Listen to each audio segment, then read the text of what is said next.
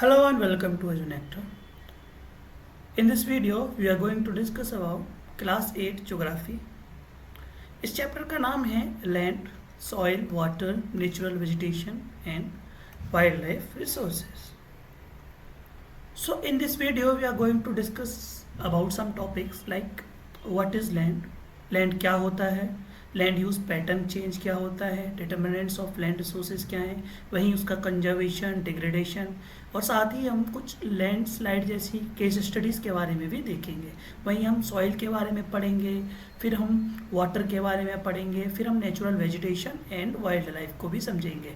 Basically ये video जो है, इस वीडियो में 4 टॉपिक हैं. ठीक है, पहला आपका लैंड है, दूसरा आपका क्या है, सॉइल है, तीसरा आपका वाटर है, वहीं आपका चौथा वाला जो है वो है natural vegetation plus wild life. तो इस वीडियो के जो 4 पार्ट हैं, उन चारों पार्ट्स में हम सबसे पहले फोकस करेंगे कि वो होते क्या हैं, व्हाट, वो कहाँ मिलते हैं या किस तरीके से उनका डेवलपमेंट होता है, और तीसरा उनका डिग्रेडेशन कैसे हो रहा है, वहीं उसको कंजर्वेशन कैसे किया जा सकता है. ये मेन 4 फैक्टर हैं जिन पे हम फोकस करेंगे इस वीडियो में. तो चलिए शुरू करते हैं. तो सबसे पहले व्हाट इज़ लैंड. लैंड होता क्या है, ऐसा कोई भी एरिया जहाँ पे वाटर अवेलेबल ना हो, या फिर कह सकते हैं कि यहाँ पे ज़मीन जो है वो ड्राई रहती हो, लैंड जो है वो आपका ड्राई रहता हो, यानी कि ग्राउंड जैसा कोई भी एरिया जो सूखा रहता है उसको हम क्या बोलते हैं, आपकी लैंड बोलते हैं. और we can say which part of the earth that is not submerged, यानी कि जो डूबा हुआ ना हो बाय द ओशियंस, समुद्र के द्वारा जो जगह भिगाई न गई हो, डुबाई न गई हो, हम उसको क्या बोलते हैं, लैंड. ठीक है, ये एक हमारा इम्पोर्टेंट नेचुरल रिसोर्स है. ठीक है, और it covers only about 30% of total area. मान लो ये आपकी अर्थ है तो इसका 30% ऑफ एरिया लैंड कवर करती है, बाकी एरिया में क्या है, 70% आपका वाटर है. देखो ये वाला हिस्सा जो है आपका लैंड कहलाता है और ये वाला हिस्सा आपका ओशियन है, यानी कि ये वाला हिस्सा जो है वो 70% है और ये वाला हिस्सा आपका 30% है. ठीक है, सो इस लैंड के ऊपर ना पॉपुलेशन जो है वो डिस्ट्रीब्यूटेड है और बहुत ही अजीब तरीके से डिस्ट्रीब्यूटेड है. माने कहीं पे बहुत सारे लोग हैं, मिलियंस मिलियंस बिलियंस में मिलते हैं, वहीं कहीं पे 1-2 लोग, 2-4 लोग मिलते हैं. ऐसा क्यों है, ऐसा इसलिए है क्योंकि जो है ना characteristics of land and climate जो है वो डिफर हैं, उस वजह से जो है पॉपुलेशन भी अलग मिलती है. मान लो माउंटेन एरिया है, वहाँ पे पॉपुलेशन आपकी कम होगी, और रिवर एरिया है, रिवर के आसपास पॉपुलेशन आपकी ज़्यादा होगी. क्यों है, रग्ड टोपोग्राफी अलग अलग होती है, यहाँ की टोपोग्राफी अलग है, यहाँ पे फीचर्स अलग है, यहाँ पे फीचर्स अलग है. स्टीप स्लोप, ये माउंटेन का स्लोप अलग होता है, इसका स्लोप अलग होता है ना. Low lying area like susceptible to water, यहाँ पे वाटर अवेलेबिलिटी ज़्यादा होगी, वहाँ पॉपुलेशन ज़्यादा होगी. डेजर्ट एरिया होंगे, वहाँ पे वाटर की अवेलेबिलिटी कम होगी, इसलिए पॉपुलेशन भी आपकी वहाँ पे कम होगी. ठीक है, वहीं फॉरेस्ट जहाँ पे ज़्यादा होते हैं वहाँ पे भी पॉपुलेशन कम मिलती है. तो कुल मिला के यहाँ पे रिसोर्सेज ज़्यादा अवेलेबल होते हैं, वहाँ पॉपुलेशन ज़्यादा होती है. यहाँ रिसोर्सेज कम होते हैं, वहाँ पॉपुलेशन कम होती है, नॉर्मल. ठीक है, अब लैंड यूज़ क्या होता है. देखो किसी भी जगह या किसी भी सतह पे जब हम कोई ऐसी अपनी एक्टिविटी करें, फॉर एग्जांपल एग्रीकल्चर करें, फॉरेस्ट्री करें, माइनिंग करें, बिल्डिंग बनाए, हाउस बनाए, अपार्टमेंट बनाए, शॉपिंग मॉल्स बनाए, ऑफिस बनाए, एट्सेट्रा, जितने भी इंडस्ट्री सेटअप करें, क्रॉप ग्रो करें, ये सब जो कुछ भी हम करते हैं किसी भी सतह पे, वो उस लैंड का लैंड यूज़ कहलाता है. कुल मिला के लैंड को हम जिस काम के लिए यूज़ करें वो आपका लैंड यूज़ है. आपका घर भी किसी एक जगह पे बना है, वो भी उस लैंड का यूज़ ही है. ठीक है, वहीं determinants of land use pattern क्या होते हैं. फिर देखो लैंड यूज़ पैटर्न क्या होता है, लैंड को यूज़ करने का तरीका क्या है, माने उस लैंड को यूज़ किस तरीके से किया गया है, उसके डिटर्मिनेंट्स क्या होंगे. तो वो डिपेंड करता है, किसी भी जगह को यूज़ करने का तरीका क्या होगा, वो डिपेंड करता है आपके एक फिजिकल फैक्टर पे, दूसरा ह्यूमन फैक्टर पे. फिजिकल फैक्टर में आपकी टोपोग्राफी इफेक्ट करती है कि टोपोग्राफी कैसी है, माउंटेन एरिया है ना कि रिवर एरिया है, उस पर डिपेंड करेगा कि उस लैंड का यूज़ किस तरीके से होगा. वहीं सॉइल कैसी है, क्लाइमेट कैसा है, वहाँ का मौसम कैसा है, मिनरल्स कैसे हैं, वहीं अवेलेबिलिटी ऑफ वाटर कैसी है, ये सब फिजिकल फैक्टर्स हैं. इसके ऊपर डिपेंड करता है कि आप किसी भी जगह को किस तरीके से यूज़ करेंगे. वहीं आप देखिए population growth, technology, economic development, ये आपके क्या हैं, ह्यूमन फैक्टर्स हैं। इस पर भी डिपेंड करता है कि लैंड किस तरीके से यूज़ होगी। मान लो किसी जगह पे बहुत ज़्यादा पॉपुलेशन है, ठीक है, तो वहाँ पे क्या होगा, लैंड जो है 1 स्टोरी बिल्डिंग नहीं बनेंगी, 1 मंजिला इमारत नहीं बनेगी, बहुत सारी मंजिल वाली इमारत बनेगी, 6 मतलब समझ लो 6 मंजिला 10 मंजिला इमारत बनेंगी, 6 स्टोरी बिल्डिंग, 7 स्टोरी बिल्डिंग, इस तरीके से बनेंगी, ठीक है। इसको हम बोलते हैं लैंड यूज़ पैटर्न के डिटर्मिनेंट्स क्या होते हैं, ठीक है। अब देखते हैं कि लैंड यूज़ पैटर्न में चेंज कैसे आता है। आप देख रहे होंगे इमेज नंबर 1 में, यहाँ पे एक खेत है, यहाँ पे किसान है अपने पशु को चुंगा रहा है, किसान जो है हल लेके जा रहा है हाथ वाला, यहाँ पे झुग्गी झोपड़ियाँ बनी हुई हैं, ये पेड़ पौधे हैं। फिर दूसरी इमेज में आप देख रहे हो यहाँ पे ट्रैक्टर आ गया, यहाँ पे खेत में खेती करने का तरीका अलग हो गया, यहाँ पे घर पक्के हो गए, है ना, ईंट पत्थर के मकान बनने लगे। वहीं अब देखो ये खेत जो था ये अब क्या बन गया, आपका पार्क बन गया, ठीक है। ये पार्क में अब क्या हो गया, खिलौने आ गए। यहाँ पे देखो पहले कुछ नहीं था, इस जगह यहाँ पे देखो कितनी सारी बिल्डिंग बनेगी, एरोप्लेन बन रहा है, कार चल रही है, बस चल रही है। पहले रोड कच्चा था, अब ये रोड आपका पक्का हो गया। पहले 1-2 मंजिल के घर थे, अब देखो 5-6 मंजिल के घर बन गए। ये क्या है, लैंड यूज़ पैटर्न जो है वो चेंज हो गया। पहले इस जगह को किसी और तरीके से यूज़ किया जाता था, अब इस जगह सेम जगह को किसी और तरीके से यूज़ किया जाता है। इसी को हम क्या बोलते हैं, लैंड यूज़ पैटर्न। जब हम किसी भी लैंड के 1 स्टेट टू अनदर स्टेट में चले जाएं चेंज के, उसको हम क्या बोलेंगे कि भाई लैंड यूज पैटर्न जो है वो आपका चेंज हो गया है, कन्वर्जन हो गया है लैंड का, ठीक है। तो कंजर्वेशन ऑफ लैंड रिसोर्सेज कैसे हो सकते हैं, देखो आपकी लैंड जो है ना वो डिग्रेड कर रही है, कहीं पे बहुत ज़मीन जो है ख़राब होती जा रही है, किसी भी काम की नहीं रह रही, ना हम अच्छे से क्रॉप उगा पा रहे हैं, ना कुछ कर पा रहे हैं, ना घर बना पा रहे हैं। क्यों, क्योंकि कंजर्वेशन करना बहुत ज़रूरी है उसका। इसलिए क्यों, कैसे कर सकते हैं हम उसके जो है कंजर्वेशन लैंड रिसोर्सेज का, एफॉरेस्टेशन कर सकते हैं हम, बहुत सारे पेड़ पौधे लगा सकते हैं, उससे क्या होगा, आपका कंजर्वेशन होगा, ठीक है। वहीं हम क्रॉप रोटेशन कर सकते हैं। क्रॉप रोटेशन क्या होता है आपका, क्रॉप रोटेशन का मतलब होता है एक ही खेत में जब हम 1 साल के अंदर बहुत सारी क्रॉप्स अलग अलग टाइम पे उगाएं, यानी कि 3 महीने हम क्या करें, कुछ और क्रॉप उगाएं, 3 महीने हम मान लो राइस की फिर हमने पोटैटो की खेती कर ली, फिर हमने 3 महीने क्या किया, मेज कर लिया। इससे क्या बोलते हैं, क्रॉप रोटेशन। जब हम क्रॉप चेंज कर करके ग्रो करते हैं तो उसको हम क्रॉप रोटेशन बोलते हैं। वहीं ओवर ग्रेजिंग को रोक सकते हैं। क्या होता है, खेतों में बहुत सारे जानवर छोड़ दिए जाते हैं, वो सारी घास खा जाते हैं। घास से क्या होता है, वहाँ की मिट्टी ख़राब हो जाती है। मिट्टी घास के साथ मिट्टी भी तो वो उखड़ के आती है ना, तो उससे क्या हो रहा है कि मिट्टी ख़राब हो रही है, वो लैंड बेकार में डिग्रेड होती जा रही है, मतलब ग्रेड उसकी गिरती जा रही है। तो ओवर ग्रेजिंग को रोकना चाहिए। उसके अलावा जो किसान लोग हैं NPK वगैरह यूज़ करते हैं, खेतों में दवाइयाँ डालते हैं, उसका यूज़ जो है वो लिमिटेड करना चाहिए, उसको हमें कम कर देना चाहिए। पेस्टिसाइड्स एंड फर्टिलाइज़र का यूज़ जो है वो लिमिटेड करना चाहिए। वहीं जो ख़राब जगह पड़ी है, आपके आसपास देखा होगा आपने, बेवजह पड़ी है, सालों से खाली पड़ी है, उसको हमें क्या है, उस लैंड को यूज़ करना चाहिए फिर से, ठीक है। ये आपके लैंड रिसोर्स कंजर्वेशन है। अब एक केस स्टडी आपके बुक में दिया हुआ है, वो क्या है, लैंडस्लाइड के बारे में दिया हुआ है। लैंडस्लाइड क्या होता है, देखो ये एक पहाड़ है, मान लो यहाँ का जब कुछ हिस्सा, ये वाला हिस्सा उग के यहाँ से टूट के अगर यहाँ पे आ जाए नीचे, इसको बोलेंगे हम लैंडस्लाइड, ठीक है। जब कोई हिस्सा एक जगह से फ्लो करके यहाँ आ जाता है उसको हम लैंडस्लाइड बोलते हैं। अब ये लैंडस्लाइड के क्यों हुआ, उसके कारण क्या हो सकते हैं, देखो उसके कारण हो सकते हैं, पहला पानी, ज़्यादा पानी आने की वजह से वो मिट्टी बह के नीचे आ सकती है। अर्थक्वेक आने की वजह से ऐसा हो सकता है। वोल्केनिक एक्टिविटी की वजह से ऐसा हो सकता है। इरोजन माने ज़मीन जो है वो घिस गई, उसकी वजह से ऐसा हो सकता है। ह्यूमन एक्टिविटी, मान लो ह्यूमन पर कोई एक्टिविटी कर रहा था, माइनिंग कर रहा था, कोई काम कर रहा था, ऊपर ठोका बेटे कर रहा था, वो मिट्टी नीचे बह के आ गई। वहीं स्लोप का एंगल भी डिपेंड करेगा। आपने देखा था ना पिछले में, जितना ज़्यादा स्लोप होगा उतनी ज़्यादा लैंडस्लाइड आएंगी, उतनी जल्दी नीचे जो है ऊपर का सामान नीचे बह के आ जाएगा, जो रॉक वगैरह होंगे। वही रॉक टाइप पे डिपेंड करेगा, ये रॉक किस तरीके के कंपोजिशन से बनी है, इसमें क्या क्या मिला हुआ है, उस पर डिपेंड करता है, ठीक है।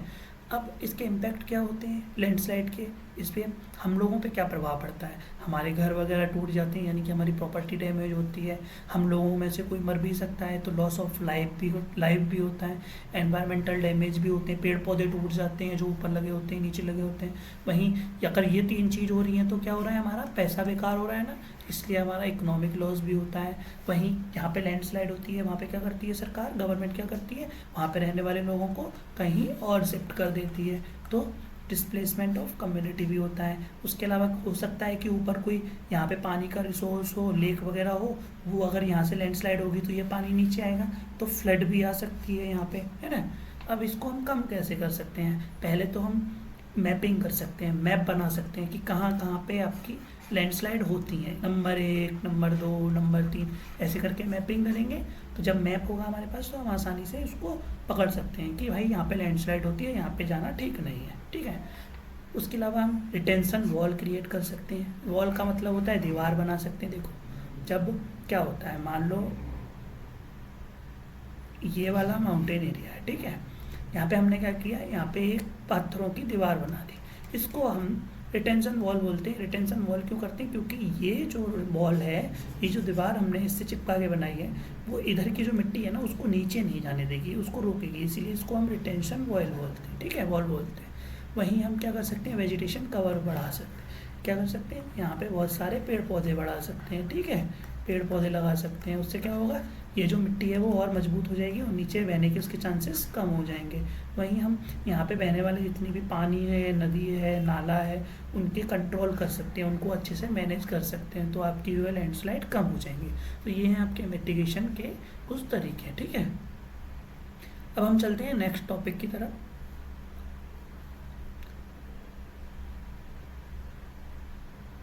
तो इस टॉपिक में हम सॉइल के बारे में बात करेंगे, ठीक है। ये आपका पार्ट 2 है इस चैप्टर का। So what is soil, soil होता क्या है, soil is a thin layer of mixture of different substances such as rocky material, minerals, organic matter, water, air and living organisms. ये सब चीज़ें जब एक जगह मिल जाएं, मान लो एक गिलास लो आप, उसमें क्या करो, रॉक के मटेरियल डाल दो, थोड़ा पानी डाल दो, थोड़ा चौक डाल दो, थोड़ा कोई डस्ट डाल दो, कंकड़ पत्थर डाल दो, जब ये सब मिल जाएगा तो क्या बन जाएगा, एक मटेरियल बन जाएगा। पर ये अभी मिट्टी नहीं बना आपका, इसके लिए बहुत ज़रूरी है ह्यूमस, यानी कि ये पेड़ पौधों की जो सड़ी गली पत्तियाँ होती हैं वो भी होती हैं, अगर हम उसको भी इसमें मिला दें तो ये आपकी क्या बन जाएगी, सॉइल बन जाएगी, ठीक है। अब सॉइल के अंदर क्या क्या हो सकता है, आपका ऑर्गेनिक मैटर होगा, वाटर भी होगा, एयर भी होगी, मिनरल्स भी होंगे और ऑर्गेनिक मैटर भी होगा, ठीक है।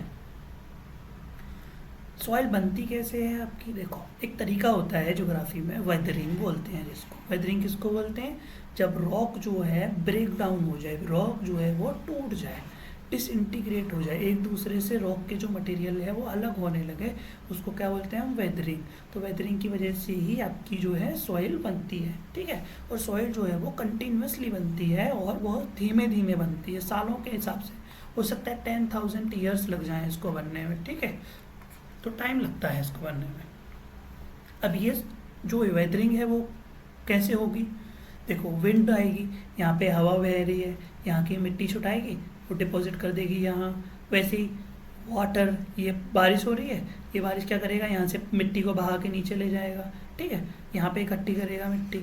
यहाँ पे क्या हो रहा है, आपका एक्युमुलेशन हो रहा है, मिट्टी यहाँ पे इकट्ठी हो रही है, एकत्रित हो रही है, उसकी वजह से। वहीं टेम्परेचर, ग्रेविटी, ग्रेविटी क्या है, यहाँ से कोई चीज़ जब नीचे बह के चली जाए उसको हम ग्रेविटी बोलते हैं। वहीं केमिकल इंट्रैक्शन हो रहे हैं, उससे क्या हो रहा है, रॉक जो है वो टूट रही है छोटे छोटे पार्ट्स में और बह के यहाँ आ रही है, तो यहाँ पे एक्युमुलेट हो रही है, तो क्या हो रहा है, आपकी सॉइल बन रही है।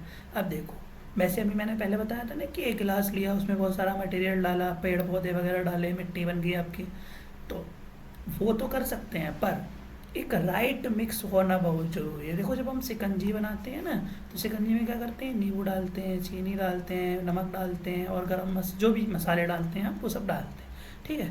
तो एक लिमिट तक अगर वो होंगे तो वो शिकंजी अच्छी लगेगी, पर अगर वो लिमिट क्रॉस हो जाए, बहुत ज़्यादा नमक डल जाए, गरम मसाला डल जाए, जो भी है काला नमक, अगर वो जब लिमिट से ज़्यादा डल जाए तो क्या होगा, वो बेकार हो जाएगी। तो उस हिसाब से जो मिनरल्स हैं, ऑर्गेनिक मैटर हैं, अगर वो राइट मात्रा में हो, राइट जो उनकी कैपेसिटी यानी कि अवेलेबिलिटी है उस सॉइल में राइट होगी, ठीक होगी, तभी वो सॉइल कहलाएगी और वो सॉइल फर्टाइल होगी, अदरवाइज वो सॉइल नहीं कहलाएगी। ठीक है। देन सॉइल बनने के लिए क्या क्या फैक्टर्स हो सकते हैं? सॉइल बनने के लिए 3 फैक्टर ये फैक्टर काम करते हैं मेनली तो 2 ही काम करते हैं नेचुरल फैक्टर में, जैसे पेरेंट रॉक क्या है, दूसरा क्लाइमेटिक फैक्टर्स क्या हैं। उसके अलावा कुछ अदर फैक्टर्स भी हैं जैसे कि टोपोग्राफी, ऑर्गेनिक मटेरियल और टाइम बहुत ज़रूरी है मिट्टी के लिए। मैंने अभी बताया था 10,000 साल भी लग सकते हैं, 20 भी लग सकते हैं, मिट्टी बनने में टाइम लगता है। ठीक है। तो पहला पेरेंट रॉक कैसी होगी? पेरेंट रॉक जो होती है, पेरेंट रॉक का मतलब होता है जिस रॉक के टूटने से वो मिट्टी बनी हो उसको हम पेरेंट रॉक बोलते हैं। तो मिट्टी का कलर हो गया, उसकी केमिकल प्रॉपर्टीज़ हो गई, मिनरल्स अवेलेबिलिटी, कंटेंट, ये सब किस पे डिपेंड करेगा? पेरेंट रॉक पे। तो पेरेंट रॉक किसी भी मिट्टी के लिए बहुत ज़रूरी है। वहीं क्लाइमेट में क्या कहेगा? आपका टेम्परेचर, रेनफॉल, उससे क्या होगा? आपकी वेदरिंग, अभी वेदरिंग डिस्कस की थी, तो वेदरिंग होना भी बहुत ज़रूरी है किसी भी सॉइल के बनने के लिए। वहीं रिलीफ भी मैटर करेगा। देखो क्या बताया था मैंने, यहाँ से बह के नीचे जा रही है मिट्टी, यहाँ इकट्ठी हो रही है, तो ये रिलीफ, ऑल्टीट्यूड, स्लोप, ये सब जरूरी है सॉइल के बनने के लिए। वहीं फ्लोरा यानी कि पौधे, पेड़ पौधे, जो एनिमल, ये सब होना बहुत ज़रूरी है सॉइल के लिए, क्योंकि अगर ये लोग नहीं होंगे तो ह्यूमस नहीं बन पाएगा। ह्यूमस क्या होता है? पेड़ पौधे की पत्तियाँ जब गल जाती हैं, जब कोई एनिमल मर जाता है, जब वो सड़ गल जाता है तो वो मिट्टी में मिल जाता है, उसको बोलते हैं हम ह्यूमस। ठीक है, HUMUS।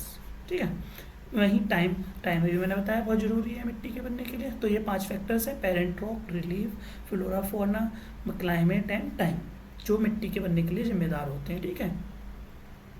सॉइल प्रोफाइल क्या होती है?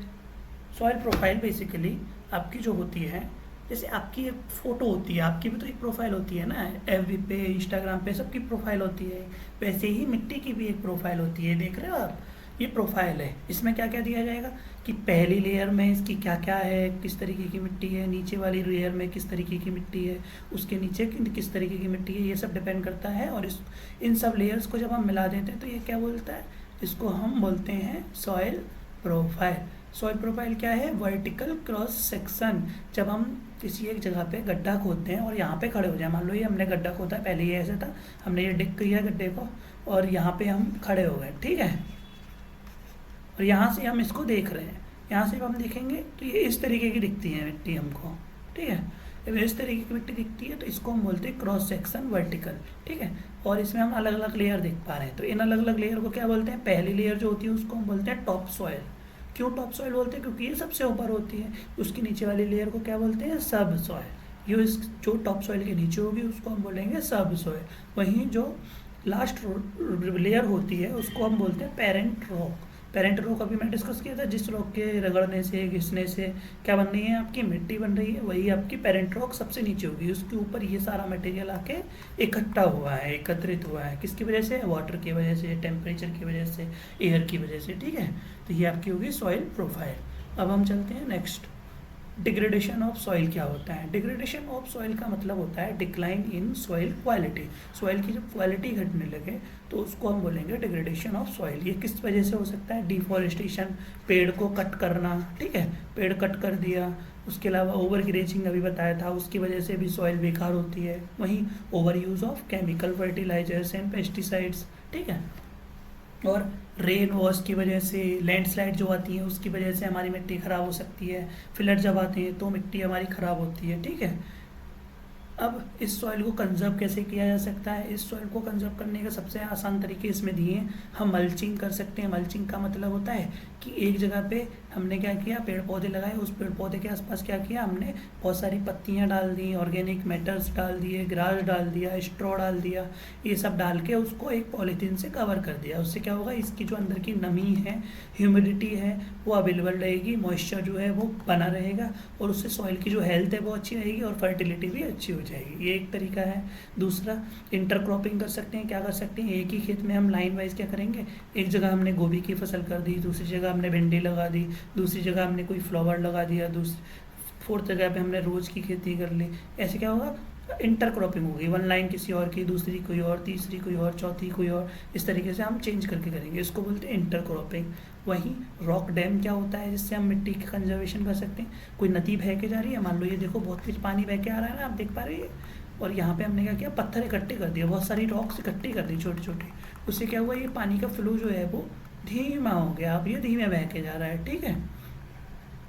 इससे क्या होगा, हमारी जो मिट्टी होगी यहाँ की वो इरोड नहीं होगी, वो बह के कहीं और नहीं जाएगी, यहीं रुक जाएगी, यहाँ रुक जाएगी, ठीक है।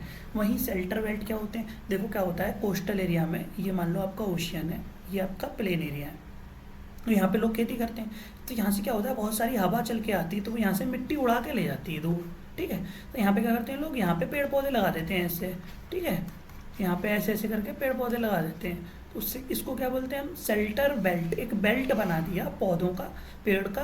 उससे क्या हो रहा है, ये हवा रोक रहे हैं यहाँ पे, और यहाँ से जो है मिट्टी बह के अलग नहीं जा रही, देख रहे हो ये पेड़ पौधे लगे हुए हैं, ये हवा रोकने के लिए लगाए हुए हैं, ठीक है।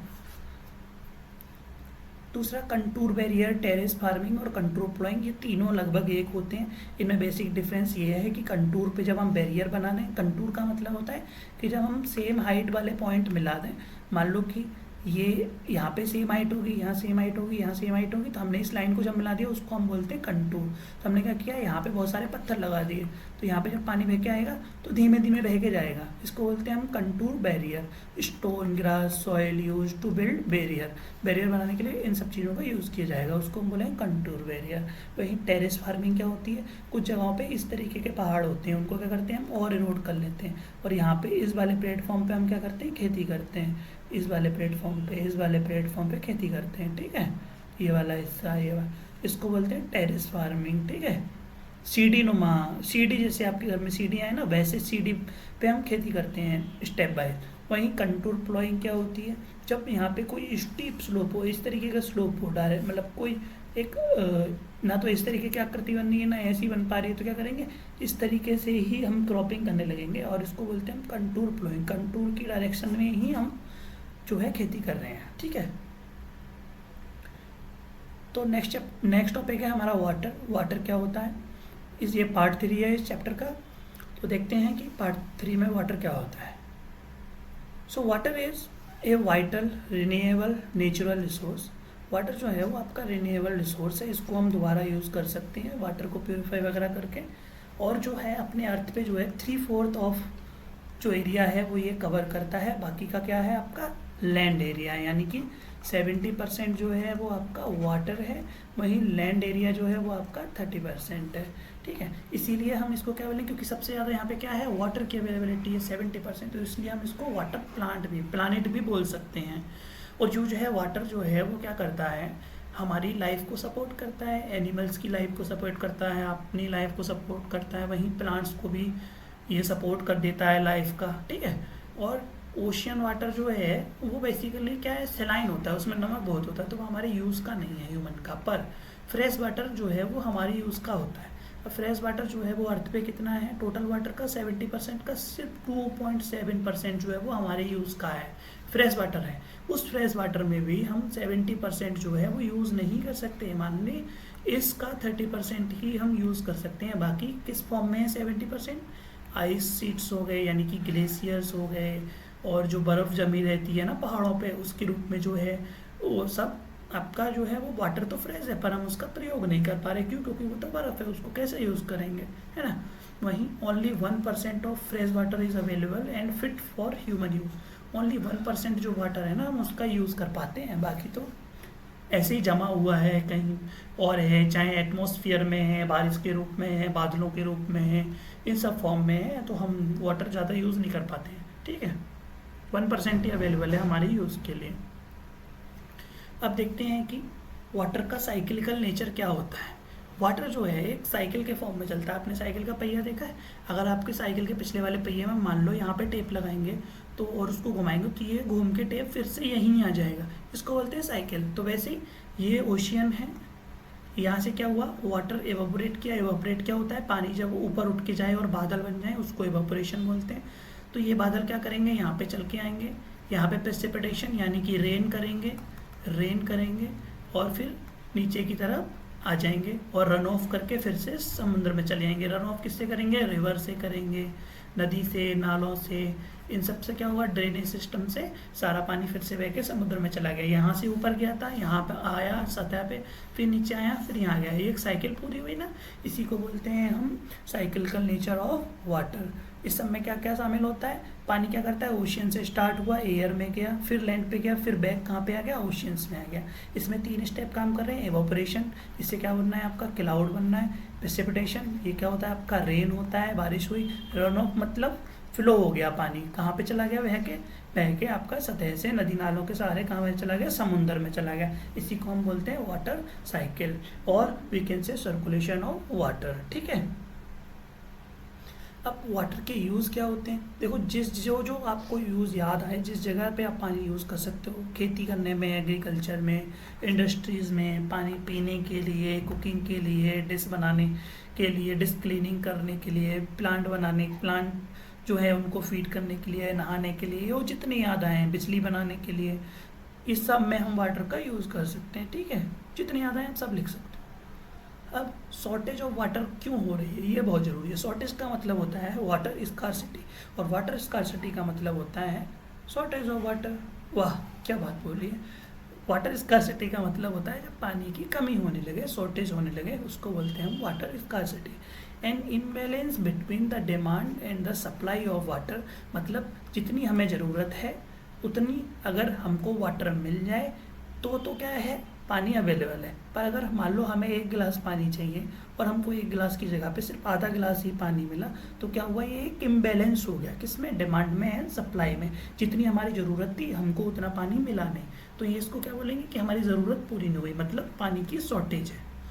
अब जब अगर पानी में इम्बैलेंस है तो क्या होगा, पानी की क्वालिटी कम होगी, पानी की अवेलेबिलिटी कम होगी, पानी जो है बहुत पॉल्यूटेड होगा।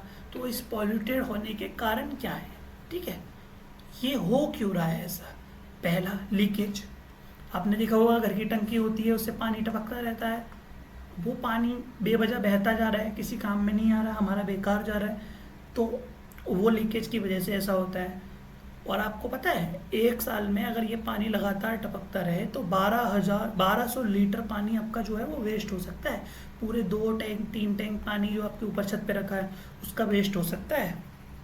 ठीक है, एक्सेसिव यूज़, बेवजह यूज़ करना, जितनी ज़रूरत है उससे ज़्यादा यूज़ करना पानी, उसकी वजह से पानी की कमी हो रही है। ओवर यूजिंग करना, एक्स्ट्रा यूज़ करना, जितनी ज़रूरत है उससे ज़्यादा यूज़ कर लेना। लार्ज इंक्रीज इन पॉपुलेशन जो है वो बढ़ रही है, उसकी वजह से भी पानी की कमी हो रही है।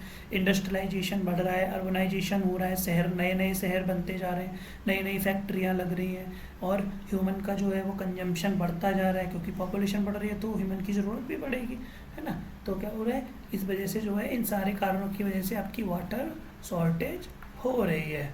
ठीक है, अब देखते हैं कि इसको फिर कंजर्व कैसे कर सकते हैं। देखो, कंजर्व करने के यह तरीके हैं। पहला तो हम जितने भी ग्रीस वगैरह हैं, ऑयल्स वगैरह हैं, फैट्स वगैरह हैं, उनको पानी में जाने से रोकें। उससे क्या होता है, हमारा जो पानी है ना वो बेकार हो जाता है, उसमें पानी में तेल वगैरह मिल जाता है ना, तो पानी से वो कभी निकल नहीं पाता है, उसको फिल्टर करना बहुत टफ होता है। वहीं हम क्या कर सकते हैं, उसके अलावा कंजर्वेशन के लिए, पानी को बचाने के लिए थोड़े कम समय के लिए नहा सकते हैं। मान लो हम गए वॉशरूम में, नहा रहे हैं घंटों के हिसाब से, वो ज़रूरी नहीं है, 5 मिनट में भी तो काम हो सकता है ना, तो 5 मिनट ही नहा लेते हैं। उसके अलावा यूज़ फुल लोड्स। क्या फुल लोड का मतलब क्या है, जैसे फॉर एग्जांपल मान लो हमारी वॉशिंग मशीन है, उसमें हमने 1 कपड़ा डाला, जबकि वो एक साथ 10 कपड़े धो सकती है, पर नहीं, हम सिर्फ 1 ही कपड़ा धोएंगे, ऐसे नहीं, ठीक नहीं है ना। तो हमें क्या करना चाहिए, एक बार में 10 कपड़े धोने हैं तो 10 कपड़े की धोने की कैपेसिटी 10 कपड़े धोने चाहिए, उससे क्या होगा, हमारा पानी बचेगा, है ना।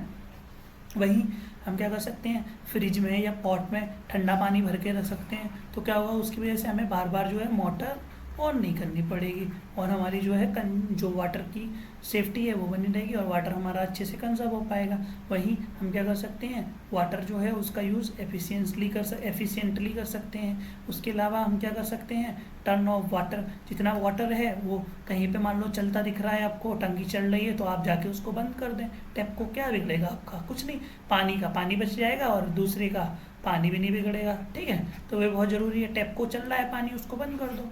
वहीं हम क्या कर सकते हैं, हार्वेस्ट कर सकते हैं किसको, रेन वाटर को। देखो बारिश हुई, छत पे पानी गिरा, छत पे से पानी बह के कहाँ जाता है, नदी नालों में चला जाता है। पर हम क्या करें, उस पाइप को किसी एक ऐसे गड्ढे में डालते हैं, यहाँ पे वो पानी जो है वो इकट्ठा हो जाए और उस पानी को हम कहीं और जाके यूज़ कर सकते हैं, कपड़े धोने में, जानवरों को नहलाने में, कार धोने में, जितने भी यूज़ हैं उसमें कर सकते हैं। एटलीस्ट हम खाना नहीं बना सकते पर बाकी काम तो कर ही सकते हैं ना।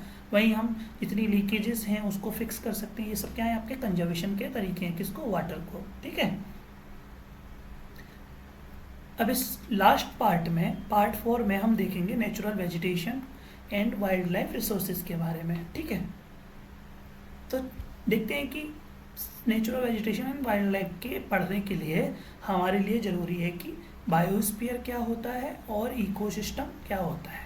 तो देखो बायोस्फीयर जो है आपका लिथोस्फीयर, लिथोस्फीयर यानी कि जो सतह माने जो आपके आसपास का सूखा एरिया है, लैंड एरिया है वो, प्लस हाइड्रोस्फीयर, हाइड्रो का मतलब होता है आपका वाटर एरिया, वाटर मतलब यहाँ पे मिलता हो उसको क्या बोलेंगे, हाइड्रोस्फीयर। वहीं एटमॉस्फेयर, एटमॉस्फेयर क्या है, जो आपके ऊपर आसपास का एरिया है हवा में, उसको क्या बोलेंगे, एटमॉस्फेयर। इसमें क्या होती है, बहुत सारी गैसेस होती हैं।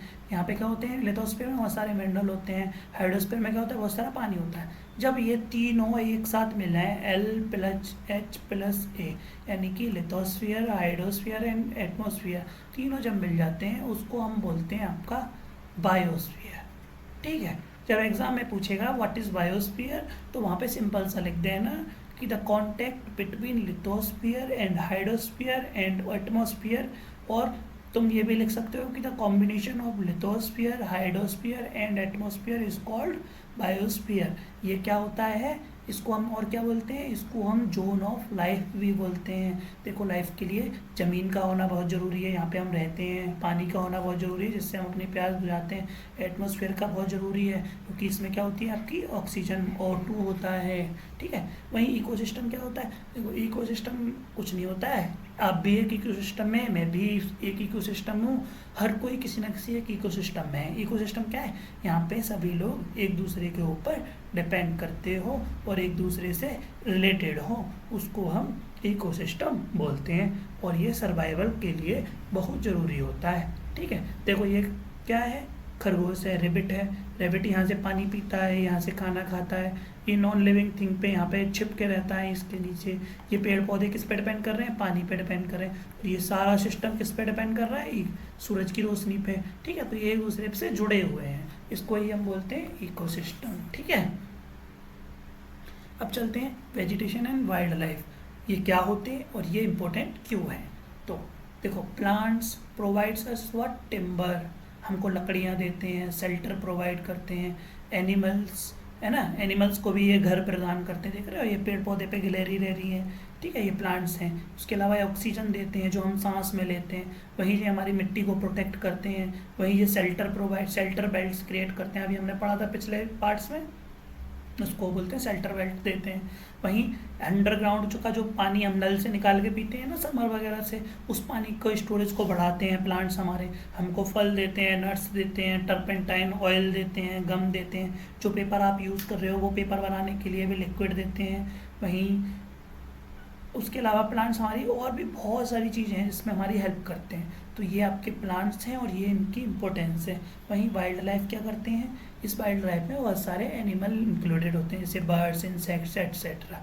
ठीक है, ये सब हमको क्या प्रोवाइड करते हैं, मिल्क, मीट, हाइड्स, वूल। ठीक है, और ये जो एनिमल है ना, वाइल्ड लाइफ जो है वो एक दूसरे के ऊपर डिपेंड करते हैं। देखो ये सूरज है, सूरज ने पेड़ पौधों को अपनी रोशनी दी, इस पेड़ पौधों ने क्या किया, इसकी एनर्जी अपने अंदर ले ली। इस ग्रास होपर ने क्या किया, इसको पेड़ पौधे को खाया। इस फ्रॉग ने क्या किया, इसको खाया। और इस स्नेक ने क्या किया, फ्रॉग को खाया। इस हॉक ने या ईगल ने क्या किया, इस स्नेक को खाया। और इस हॉक को या ईगल को कौन खाएगा, ये जो फंगाई है ये खाएगी। ठीक है, फंगाई जो आपके पानी वगैरह जो हरा हो जाता है उसको फंगस वगैरह बोलते हैं। ठीक है, अल्जाई वगैरह, फंगाई वगैरह, तो ये सब इस सबको खाते हैं। ठीक है, बारिश देखिए आपने, बारिश में जब बहुत सारे छोटे छोटे कीड़े मकोड़े बाहर निकल के भागते हैं ज़मीन पे, वो सब क्या है आपके फंगाई वगैरह होते हैं। ठीक है, यही लोग क्या करते हैं, सारी जो एनिमल्स वगैरह मर जाते हैं उनको ख़त्म कर देते हैं खा खा के। ठीक है,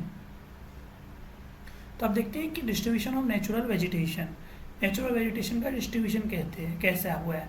तो growth of vegetation depends primarily on temperature. पहला तो टेम्परेचर का होना बहुत जरूरी है किसी भी प्लांट की ग्रोथ के लिए, और उसके अलावा मॉइस्चर यानी कि रेनफॉल, बारिश का होना बहुत जरूरी है।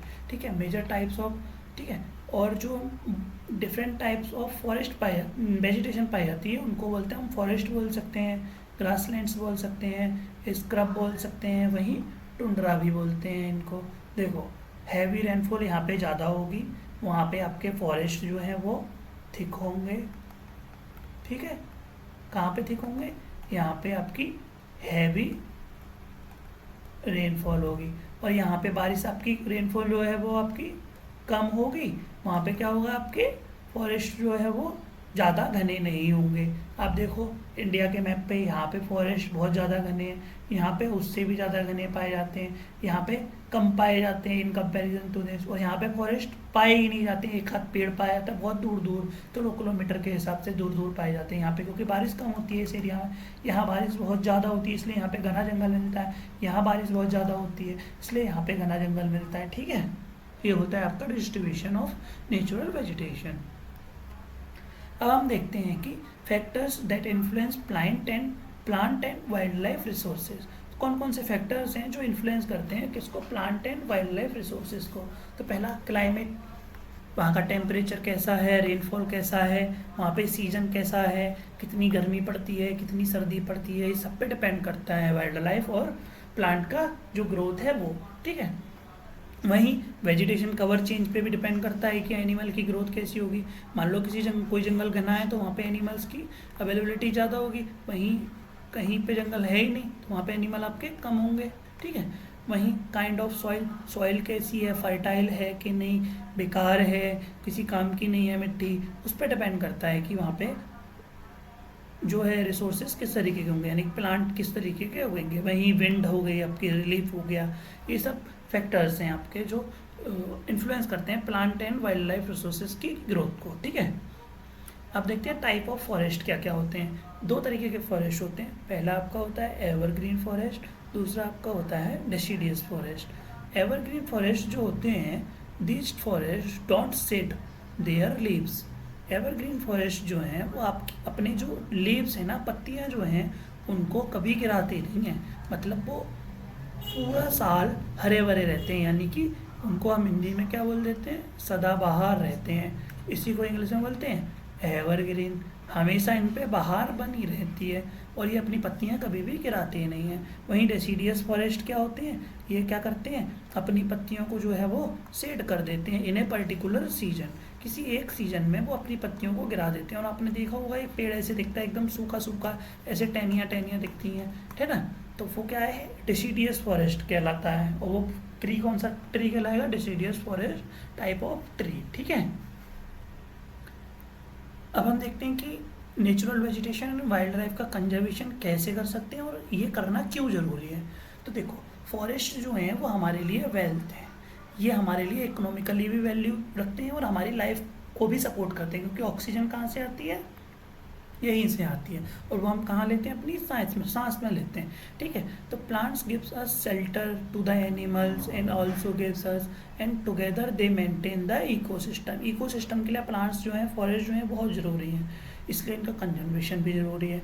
वहीं ये इनका जो कंजर्वेशन क्यों जरूरी है, क्योंकि जो क्लाइमेट में है ना बहुत ज़्यादा चेंजेस आ रहे हैं, उस वजह से क्या हो रहा है, हमारा जो फॉरेस्ट है वो डिग्रेड हो रहा है। वहीं ह्यूमन इंटरफेरेंस बढ़ गई है, इरोजन, उसकी वजह से क्या हो रहा है, डिफॉरेस्टेशन हो रहा है, सॉइल इरोजन हो रहा है, कंस्ट्रक्शन एक्टिविटीज़ की वजह से भी हमारे फॉरेस्ट जो है वो खतरे में आ रहे हैं। फॉरेस्ट फायर लग रही है, जंगलों में आग लग रही है, सुनामी आ रही है, लैंडस्लाइड आ रही है। इस वजह से हमारे ये दोनों जो हैं नेचुरल वेजिटेशन एज वेल वहाँ पे रहने वाले जितने एनिमल्स हैं और जितने भी बर्ड्स हैं, ये सब क्या कर रहे हैं, इम्पैक्ट हो रहे हैं, उनकी लाइफ जो है वो डेंजर में जा रही है। ठीक है, उसके अलावा पोचिंग हो रही है। पोचिंग का मतलब होता है शिकार। ठीक है, जब कोई किसी जानवर को पकड़ने आते हैं, बंदूक लेकर पकड़ मारने जाते हैं, क्यों करते हैं वो ऐसा, क्योंकि वो उनकी स्किन को खरीदना बेचना चाहते हैं। स्किन बहुत महंगी बिकती है, इनके नाखून, दांत, टीथ, हॉर्न्स और उनके पंख जो होते हैं, मोर का पंख आपने देखा होगा, मोर के पंख बिकते हैं वैसे, तो उस पोचिंग कहते हैं। जब अब किसी पैसे के लिए इन सब चीज़ों का शिकार किया जाए और उन चीज़ों को फिर बेचा जाए किसी मार्केट में, उसको हम बोलते हैं इलीगल ट्रेड। ठीक है, और इसकी वजह से कौन कौन से जानवर हैं, कौन कौन से बर्ड्स हैं जो खतरे में आए। Tiger, lion, elephant, deer, black buck, crocodile, rhinoceros, snow leopard, ostrich and peacock. Peacock का फीदर हो गया, डियर की क्या हो गई आपकी ये टीथ।